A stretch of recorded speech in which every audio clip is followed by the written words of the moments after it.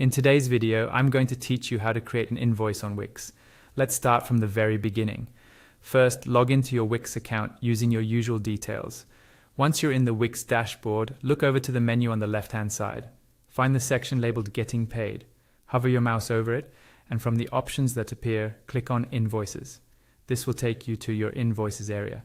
Here, click on Create New, and then choose Invoice from the drop-down menu.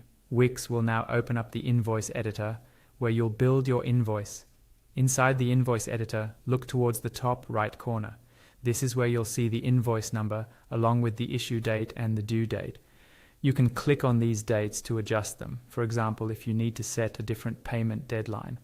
On the left side of this top section, you'll see your business details such as your name, your country, and your email address.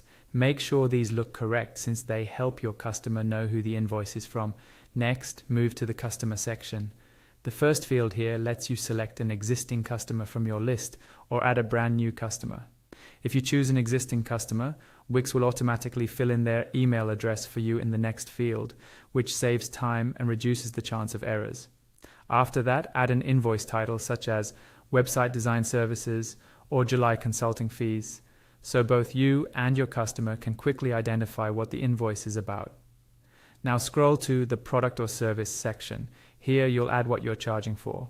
Enter the name of the product or service, a short description, the quantity, the price, and if needed, any tax that applies.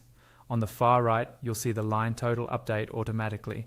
If you're invoicing for more than one item, click Add Line Item and repeat the process. Below the list, you'll see the subtotal and the invoice total. You can also apply a discount or request a deposit if that's part of your arrangement. Wix will show any amount already paid and then calculate the final balance due. Near the bottom, you'll find two more fields, Notes and Terms. You can use these to add payment instructions, thank you messages, or any conditions your client should know about. Both fields support rich text, so you can format your content to make it clearer. When everything looks good, go to the top right and click Send Invoice. A pop-up will appear showing that the invoice will be sent via email and displaying your customer's email address. Confirm that it's correct, then click Send Email. Your invoice is now on its way to your customer and you're all set.